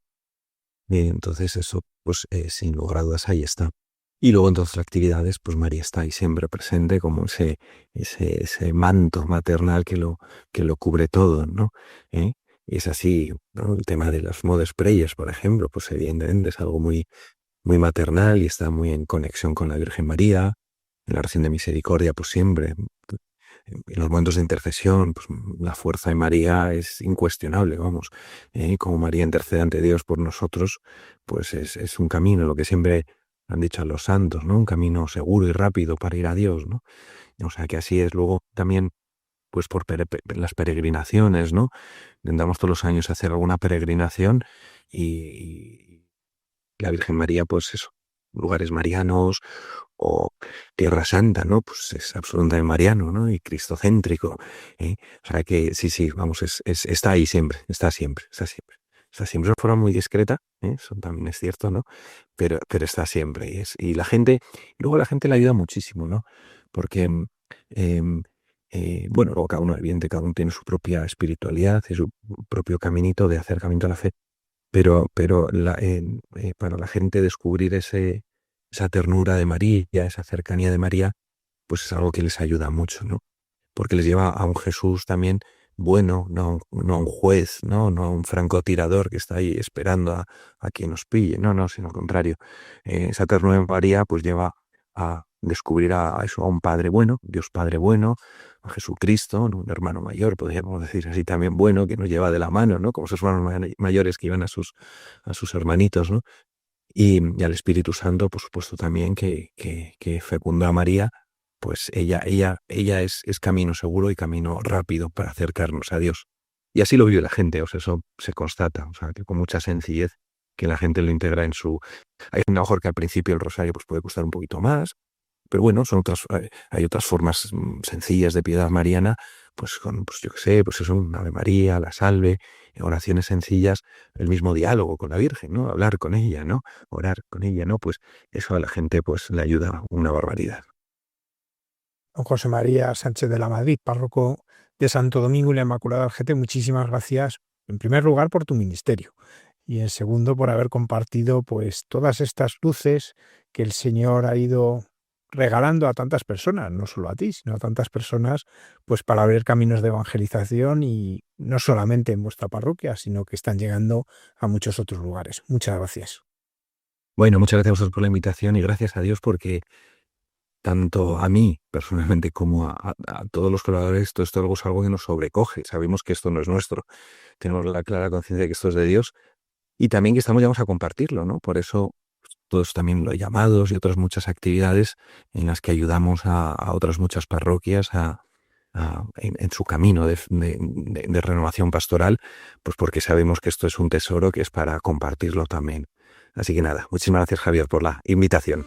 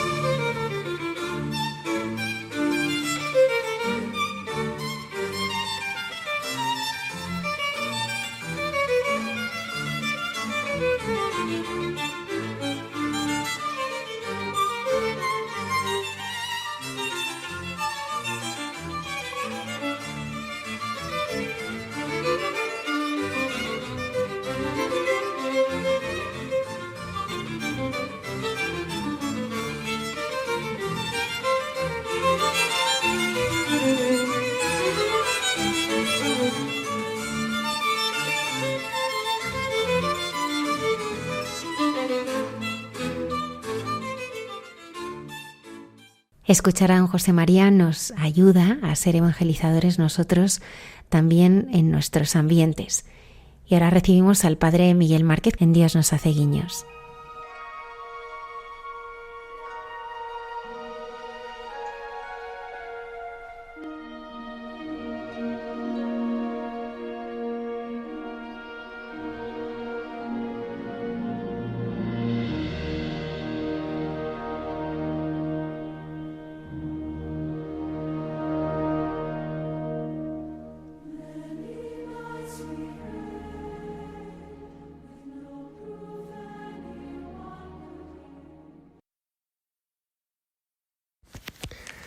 Buenas noches a todos en este tiempo siempre especial de verano, con este calor en donde nosotros estamos ahora en Extremadura, en el Valle del Jerte. Desde aquí mi oración y este momento de respirar, de pedir un poco la brisa que conforta por dentro y que ayuda también a mirar este momento con un agradecimiento especial en estos días que son también días, ojalá para la mayoría de vosotros, de familia, de encuentro, ojalá de descanso, ojalá de reencontrarse con amigos, con personas. También en muchos lugares es tiempo de celebrar, de festejar en fiestas de verano, las fiestas de la Virgen o de San Roque o tantas fiestas que nos hacen reunirnos para dar gracias por la vida, para retomar fuerzas, para reemprender camino, para volver otra vez con ánimo renovado a seguir luchando en las tareas, en lo que tenemos por delante. Quiero con vosotros dar gracias pensando también en este tiempo que es como un regalo en la tierra de los orígenes, en la tierra de mis orígenes, donde siempre es tan bueno regresar para retomar la gracia de un comienzo, la gracia de un nacimiento, la gracia de una infancia, la gracia de tantos recuerdos que están muy vivos. Y venir al pueblo de mis padres es siempre como un volver a ser bautizado en una historia que se convierte en historia de gracia para vivir este momento con una actitud bonita de alegría, dando gracias a Dios. Tantas cosas y tantos impactos y tantos guiños y tantas cosas que recordamos con las personas que nos encontramos y todo cargado de recuerdos y de una memoria agradecida. Quiero hablar con vosotros de tomates, de paredes de piedras construidas para proteger fincas o de casas construidas con piedras. Quiero hablar con vosotros de un ritmo de vida diferente, de gente que madruga temprano antes de salir el sol para ir al trabajo, a las fincas. Quiero hablar con vosotros de tiempos en los que la vida discurría con otro ritmo y no había WhatsApp, no había Internet, incluso aquellos tiempos en los que ni siquiera había televisión. La memoria de cosas que he recordado en el pueblo. Hay un pueblecito en la montaña, en el Valle del Jerte, que se llama Casas del Castañar, un pueblo bonito como estos pueblos de la sierra, por cierto, más frescos que abajo, que en la ciudad, donde por la noche incluso el frescor de la noche se ha dejado sentir durante estos días y tan de agradecer. Pues tempranito en la mañana, algún día de estos encontré a las 5:30 de la mañana, cuando todavía era de noche, un hombre que iba a la finca con algún recipiente, iba cojeando, iba temprano, muy tempranito a sus tareas. Me conmovió a esa hora en la que a mí todavía me quedaba tiempo de dormir. Hay personas en el campo tan esforzadas, tan sacrificadas, que lo llevan como en la sangre, lo llevan en las arrugas de la piel, lo llevan en los callos de las manos y en su caminar, camino de las fincas para seguir cultivando la vida, seguir cuidando su familia, seguir trabajando con esa actitud tan impresionante de las gentes del campo. Un homenaje y una acción de gracias por tantas personas que cuidan la tierra, que se sacrifican. Cuando hace años recuerdo que bendecíamos la mesa con un padre nuestro, carmelita, el padre Santiago Guerra, nos invitaba a dar gracias por la comida, no solo por quienes la habían cocinado, nos hacía recordar toda la gente que había participado en la elaboración de ese alimento desde el origen, desde la finca, desde la tierra en la que se sembró, desde la persona que lo regó, que lo cultivó. Me parecía una cosa como muy bonita el recordar todo el proceso hasta llegar a la mesa donde nosotros con tanta alegría lo recibimos y lo comemos, a veces sin darnos cuenta de todo lo que ha significado todo ese proceso. Y también el transportista, etcétera.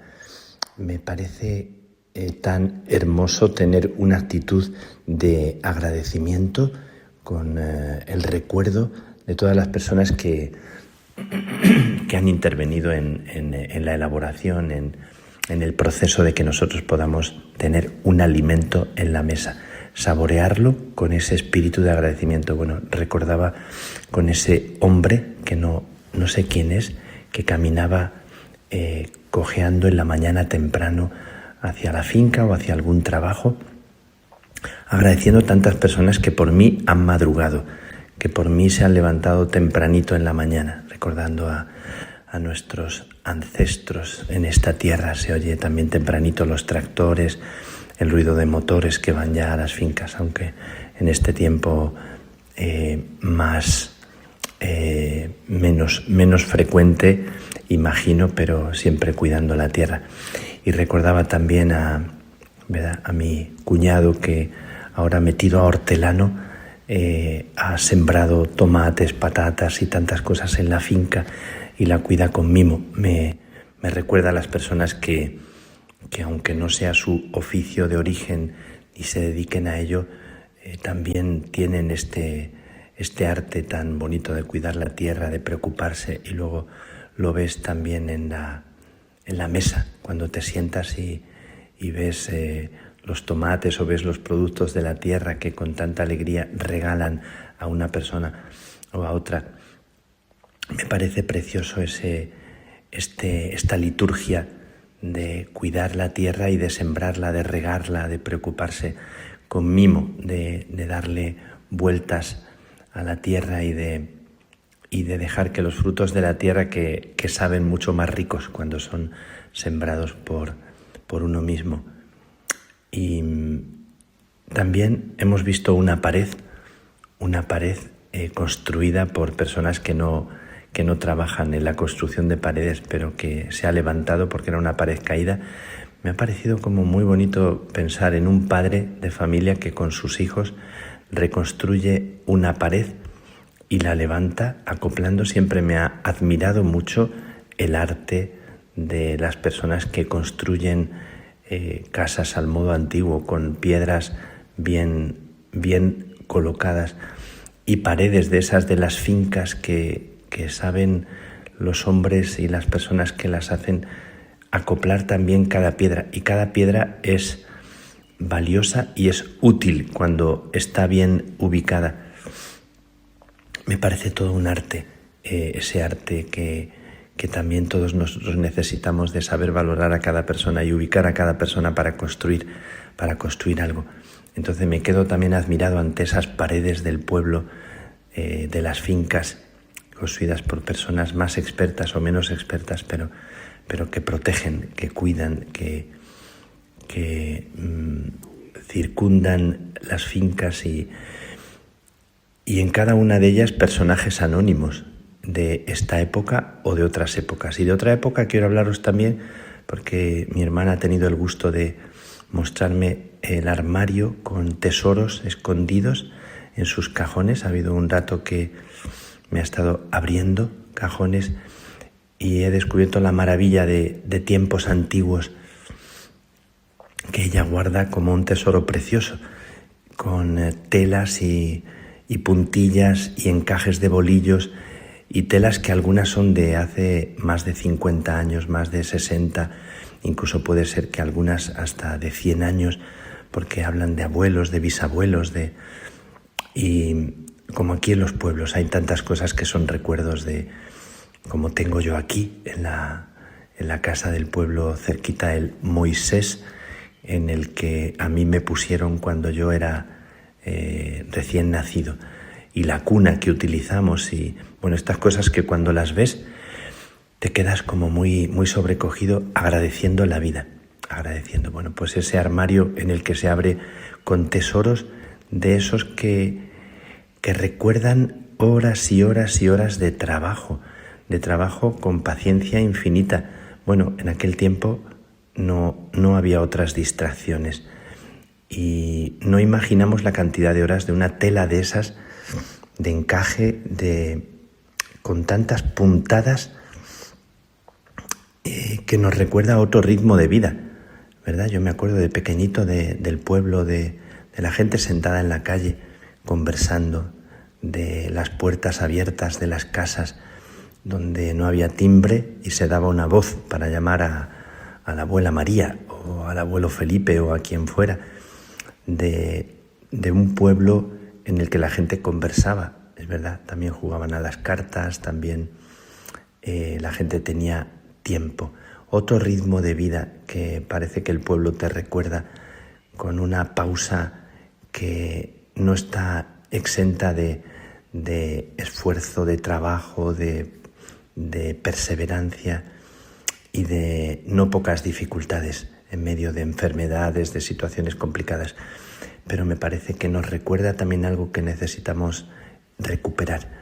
Bueno, pues esos encajes y esas telas que me han dejado muy tocado por lo que suponen, primero, la memoria de personas que ya no están hace mucho tiempo, muchísimo tiempo, y las horas y horas de trabajo paciente hecho pensando en la sábana de una cama o en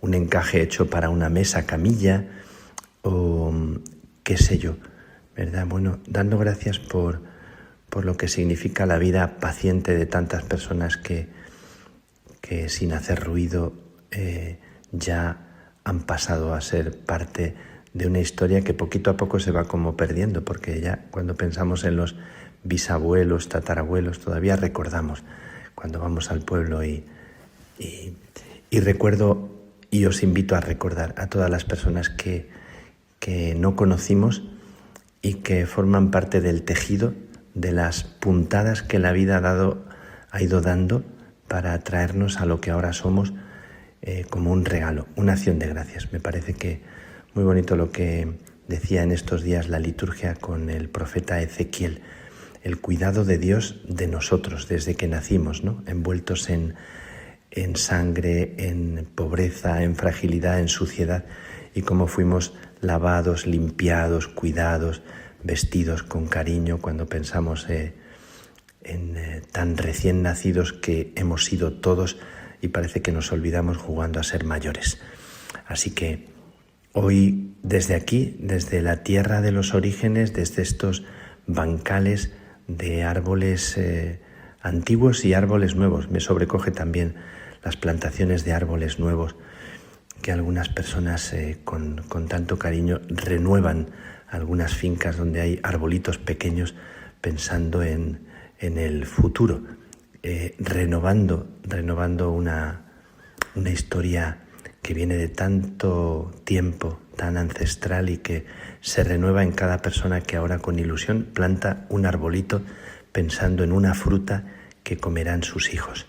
Me parece muy, muy hermoso, y es una invitación a revestirnos de esa paciencia que madruga que se levanta temprano, que cojeando o con firmeza lucha y trabaja y se sacrifica para poner a la mesa un tomate regado y plantado por ti, con la alegría que da comerse un producto que has visto crecer. Pues que sea un verano fructífero en el sentido de lo más útil, de lo más importante, de lo que verdaderamente cuenta. En este tiempo no fácil para muchas personas, cuando pensamos en Colombia, todavía recordamos Venezuela, pero estos días sobrecogidos por el terremoto de Colombia, con ese moverse la tierra, sobrecogidos también por esos obreros que en lo alto de un edificio veían tambalearse el edificio y hacían invocaciones pidiendo a Dios que les protegiera cuando pensaban si se iba o no a caer el edificio. Y tantas personas que en medio del tambalearse la vida necesitan agarrarse a lo que es importante. Pues que el Señor os bendiga, que en medio de estas fiestas del verano, a quienes puedan disfrutar de ellas, nos vistamos de esta alegría agradecida por tantas personas que nos han cuidado desde pequeñitos. Que el aire de los orígenes se convierta hoy en una alegría, en un agradecimiento y en un también comprometernos para que la vida de los demás también se sienta sostenida y arropada. Y seguimos caminando, seguimos pidiéndole a Dios que nos dé la fuerza, la humildad, la alegría, la paciencia y perseverancia para seguir sembrando y que sea Él el que dé los frutos que necesitamos. Desde estos lugares le pido a Dios que os bendiga, que la bendición de Dios Todopoderoso, Padre, Hijo y Espíritu Santo, descienda sobre ti, descienda sobre vosotros y os acompañe siempre, siempre.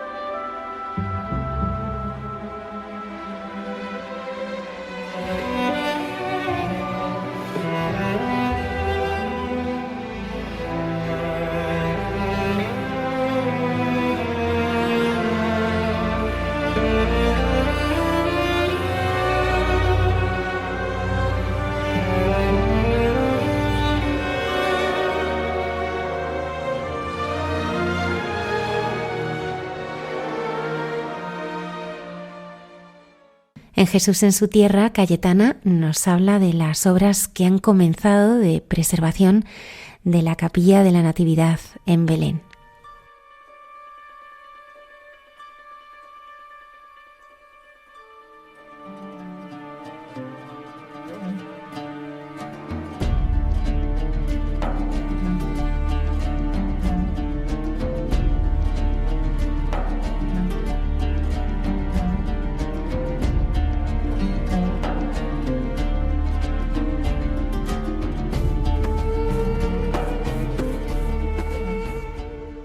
Buenas noches de paz y bien, queridos amigos de esta sección llamada Jesús en su tierra de Radio María.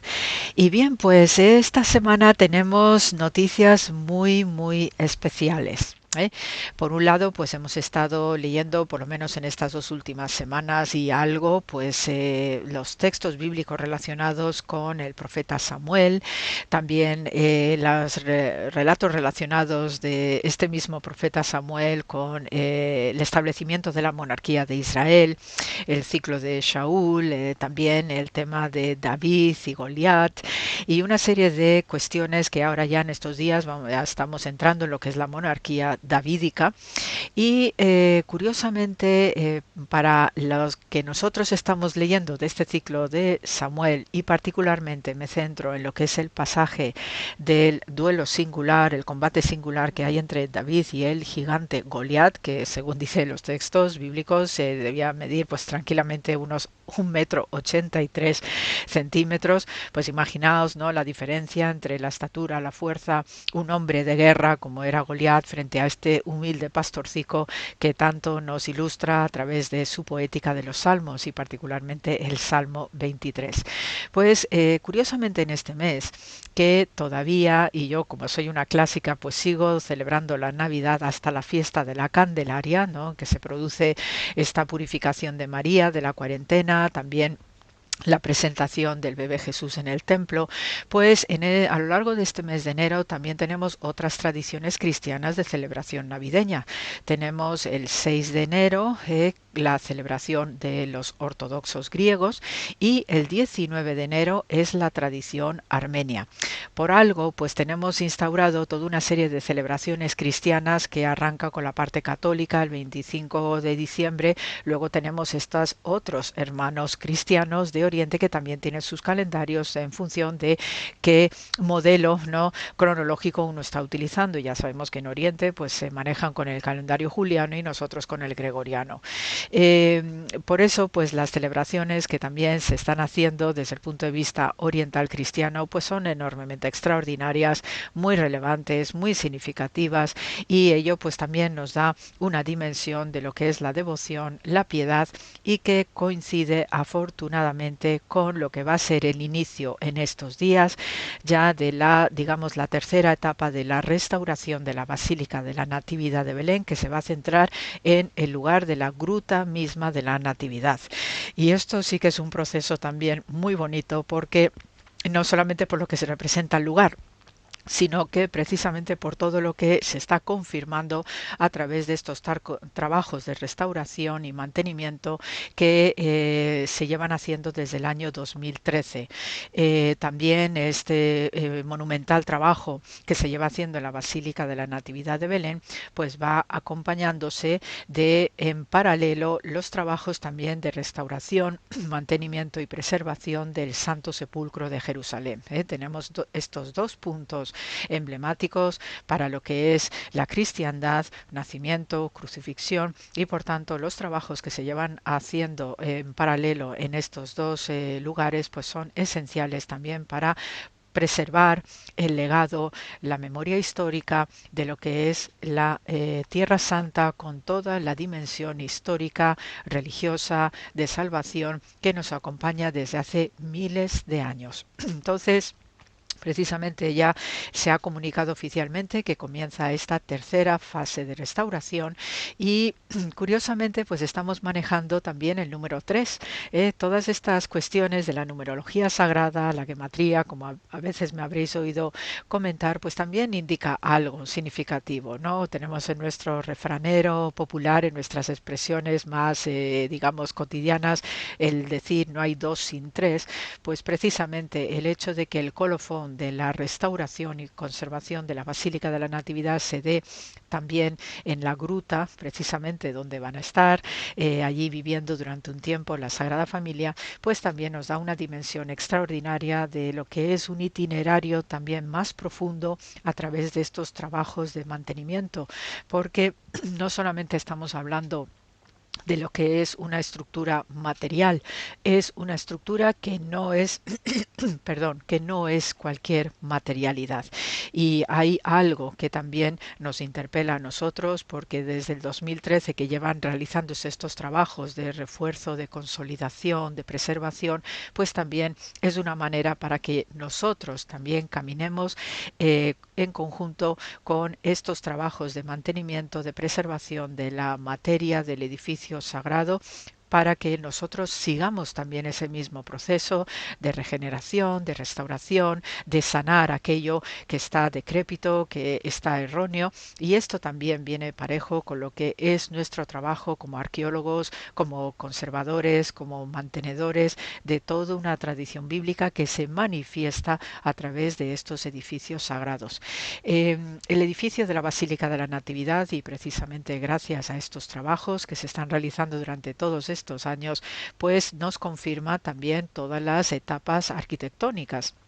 Y sabemos pues que desde el primer momento en que se construye ahí la primera Basílica de la Natividad de la mano de Constantino el Grande en el siglo IV, pues se nos confirma lo que son las estructuras típicas bizantinas de su forma de construir, que lo tenemos también en otros edificios emblemáticos, y también pues la tipología de edificio que igualmente nos chiva de otras estructuras arquitectónicas propias de su tiempo, como la preferencia de lo que son las estructuras octogonales.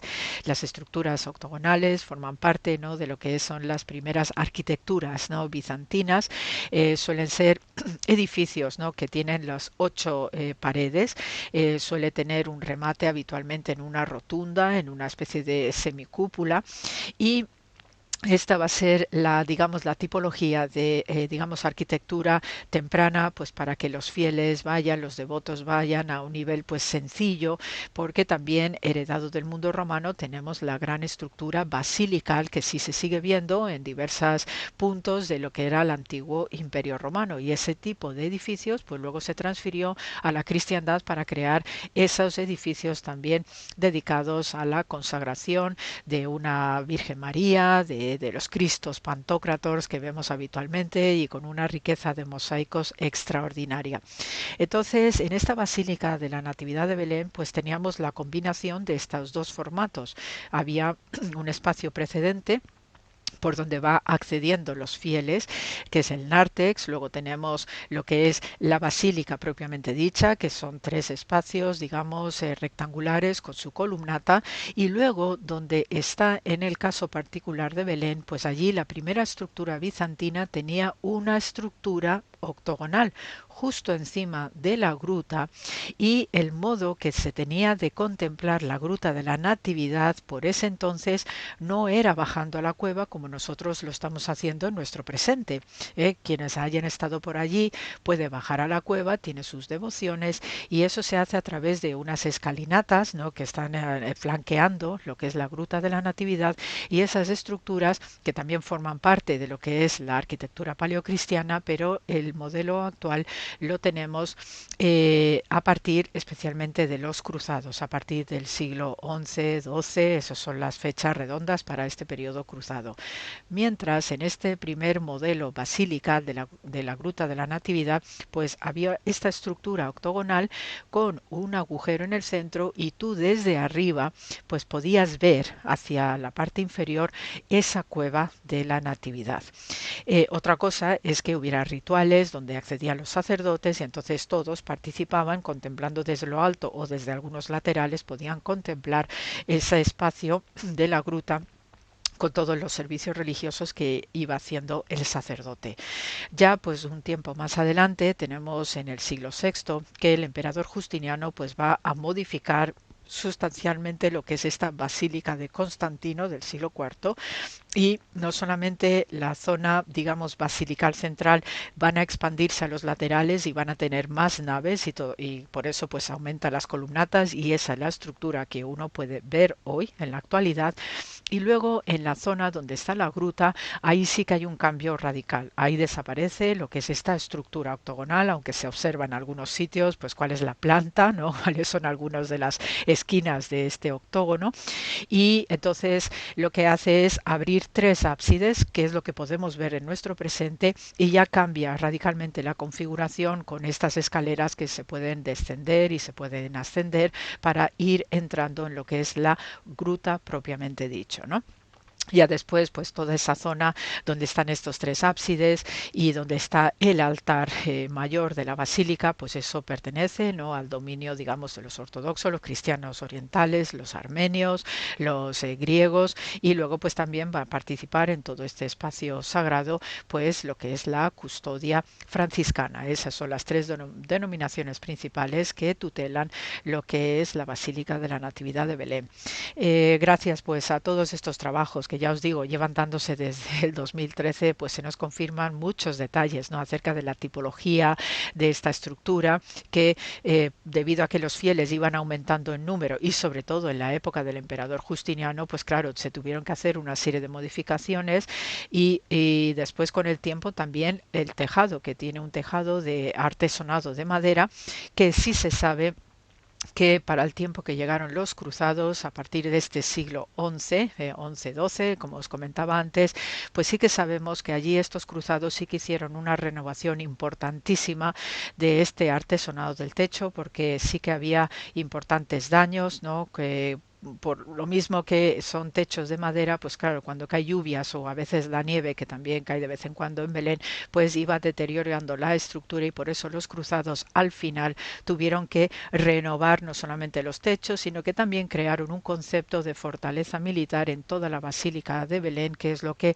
precisamente nos vamos a encontrar a la vista hoy. Las puertas principales de la antigua basílica, especialmente de la época del emperador Justiniano, pues se cegaron. Luego vinieron los turcos, los otomanos, más adelante, y entonces achicaron la puerta central a la puerta que hoy conocemos como la Puerta de la Humildad, y todas estas transformaciones, pues gracias a estos trabajos de restauración que llevan dándose, pues se nos van confirmando sistemáticamente, y ahora pues tendremos la acometida de lo que es este recinto final, el más sagrado de toda la basílica, y vamos a esperar a ver qué encantos también nos van a exponer, aunque ya tenemos algunos detalles, algunas noticias de intervenciones precedentes, pero ahora pues con esta nueva forma de acometer la Gruta de la Natividad, vamos a ver qué nos informan y qué nos chivan pues precisamente los especialistas, los profesionales. Así que seguimos estando en ambiente navideño, seguimos todavía recreándonos lo que es ese nacimiento del niño Dios, la Sagrada Familia viviendo en esa cueva, y vamos a ver que ahora qué detalles de ternura se nos van a manifestar a través de la piedra de esas cuevecitas tan sencillas que habitaban habitualmente las personas de Belén. Así que con el programa de hoy pues se os manda mucho amor, como siempre, a abrigarse mucho, que por lo menos aquí en este hemisferio donde estamos hace ya mucho frío y ha caído una buena nevada hoy. Se os manda de nuevo pues muchísimo afecto, y gracias por la escucha. Hasta la semana que viene.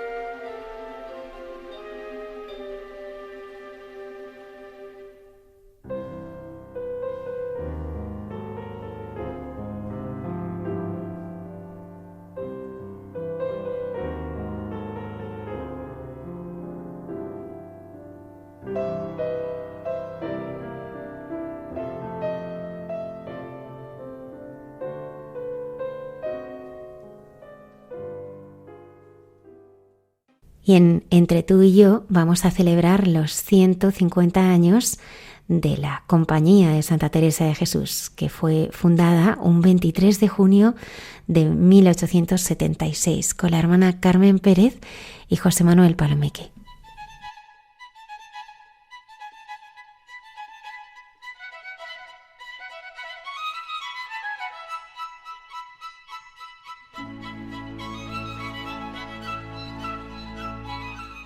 Pues hoy, celebrando los 150 años. ¿Verás? Claro, el 27 de enero es San Enrique de Ossó, mi fundador. Sí, fundador de la Compañía de Santa Teresa de Jesús, dedicada a la educación y de lleno en el sentido del que habla el Santo Padre en su carta apostólica, diseñar nuevos mapas de enseñanza. Y la celebración de este día, tú lo sabes, José Manuel, siempre está en nuestro diálogo, la fiesta de San Enrique. Pero es que este año tiene un sentido muy especial, porque celebramos los 150 años de la fundación de la Compañía, fundada el 23 de junio de 1876, y aquel año fue el Día del Sagrado Corazón de Jesús, fiesta que sabemos cambia en función del día de la Pascua. Y hemos pensado que nuestro diálogo se va a centrar en las dos homilías que San Juan Pablo II pronunció el día 14 de octubre de 1979 en Roma, en su beatificación, y en la que pronunció el día de su canonización en Madrid, el 16 de junio de 1993. Claro, me entusiasmo.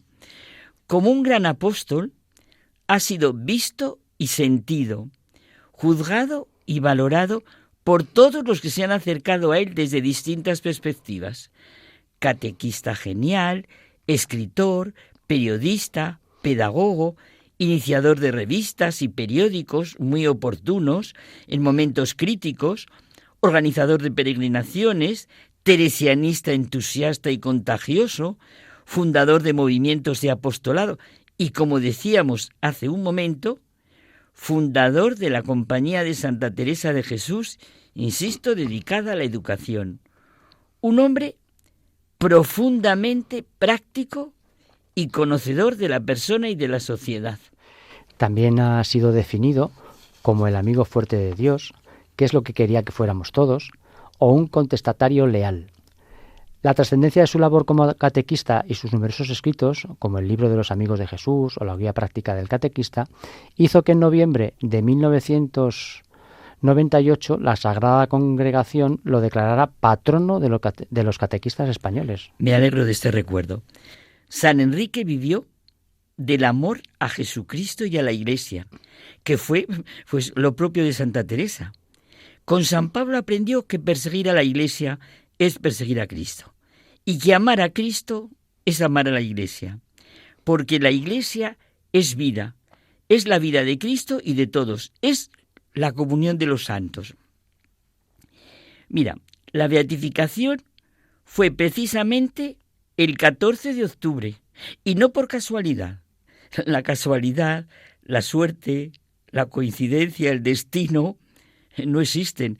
Son, como dice Fabrizio Azad, el nombre humilde de la providencia. Pues sí, su beatificación en Roma fue un 14 de octubre, que nos pone de manifiesto su íntima conexión espiritual con Santa Teresa de Jesús. Ya hemos comentado, tú y yo, que don Marcelo González, en su libro Don Enrique o la fuerza del sacerdocio, dice que San Enrique de Ossó fue la segunda homilía de Santa Teresa de Jesús, interpretando su vida y misión pues como una continuación del espíritu teresiano para extender el reino de Cristo, especialmente, como hemos dicho, a través de la educación y la fe. En la homilía de la que estamos hablando, San Juan Pablo II dice que uno de los rasgos más característicos de la fisonomía apostólica del nuevo beato es que fue uno de los más grandes catequistas del siglo XIX, lo que le hace muy actual sobre el deber de catequizar que incumbe a todos sus hijos. Es verdad, y se centra San Juan Pablo II en la imagen viva del sacerdote fiel, perseverante, humilde y animoso ante las contradicciones, porque las tuvo, desprendido de todo interés humano, lleno de celo apostólico por la gloria de Dios y la salvación de las almas, activo en el apostolado y contemplativo en su extraordinaria vida de oración. No fue nada de fácil la época que le tocó vivir en una España dividida por las guerras civiles del siglo XIX, y alterada por movimientos laicistas y anticlericales que pretendían la transformación política y social que dio origen a sangrientos hechos revolucionarios. Él se mantuvo firme e intrépido en su fe y confianza, que fueron la fuerza para proyectar la luz y la sal de su sacerdocio sobre la sociedad de su tiempo.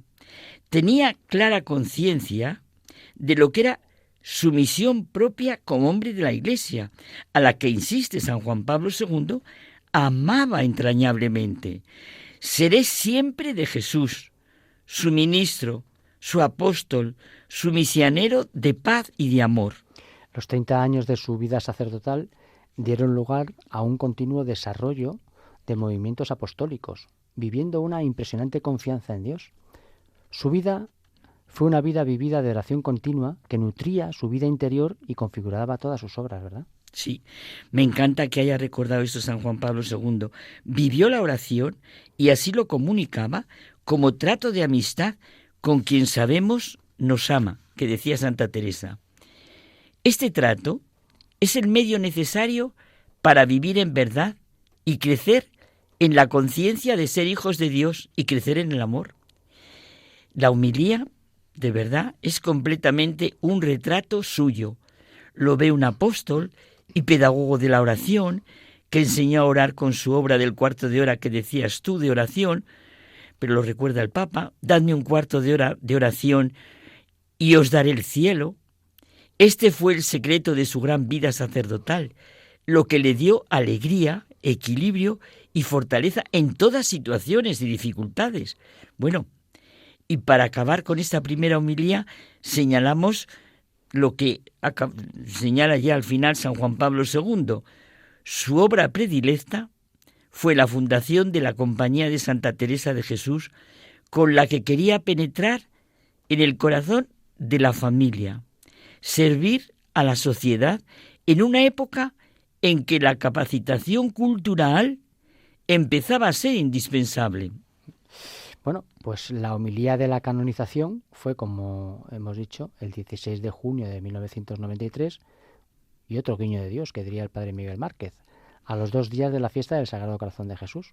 Recordamos que la compañía nació un 23 de junio, día del Sagrado Corazón, ¿verdad? Sí, y mira, esta homilía se centró en las palabras de Jesús: vosotros sois la sal de la tierra, vosotros sois la luz del mundo.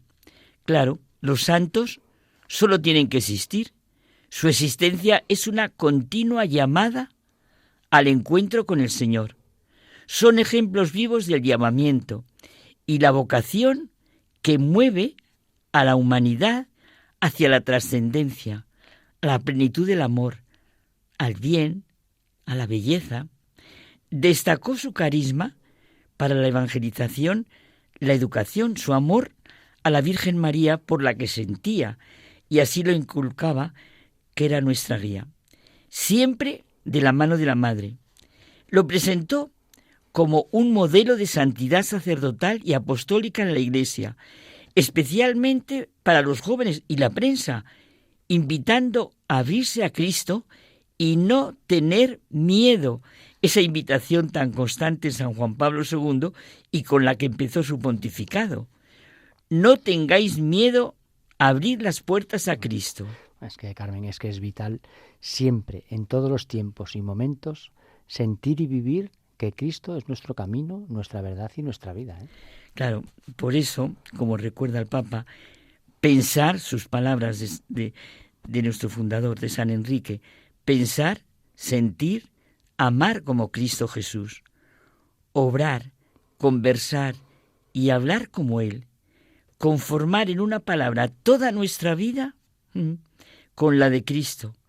Revestirnos de Cristo Jesús es nuestra ocupación diaria, esencial de la vida, que tenemos que grabarlas en el corazón, en nuestro interior, y que nos repetimos constantemente. Fue un hombre intercesor y guía para los jóvenes y comunicador de lo que es la verdadera cultura. Mostró que, desde luego, la fe no es contraria a la modernidad, todo lo contrario. La fe levanta horizontes y caminos en todas las dimensiones. Hoy nos resulta de lo más necesario su ejemplo de fe, sin miedo para afrontar la vida, la duda, la desesperación, llenos de confianza, que nos invita a no temer la verdad y el poder de Cristo con todos los ámbitos, desde la cultura hasta la política, abriendo de par en par las puertas, su mensaje de redención y de salvación. Verdaderamente, la homilía fue una celebración de la santidad de un hombre que, inspirándose en la mística teresiana, se convirtió en un evangelizador audaz, un educador incansable y un apóstol de la verdad y la libertad en Cristo, e invitó a todos los miembros de la Iglesia a seguir su ejemplo de fe sin miedo, llena de confianza y esperanza en el mundo contemporáneo. Me estoy acordando de una expresión muy precisa y gráfica de Santo Tomás, que me la tengo en la memoria de mi corazón. Nadie puede testificar de algo a no ser el modo en que participa de ellos. Pues sí, su vida fue un testimonio, y eso es ser apóstol. Pues así es, Carmen.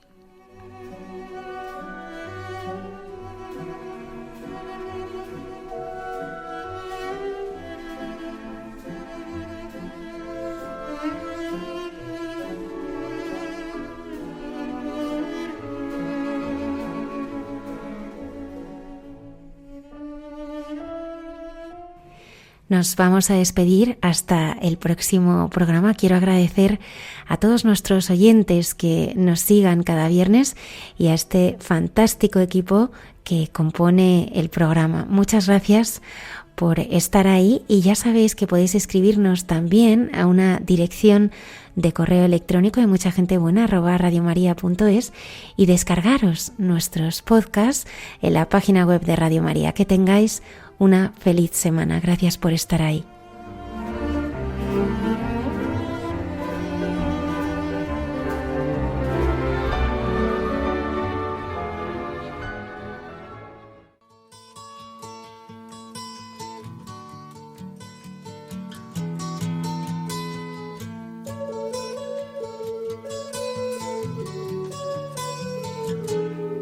Han escuchado en Radio María Hay mucha gente buena, un programa que dirige Almudena Delgado.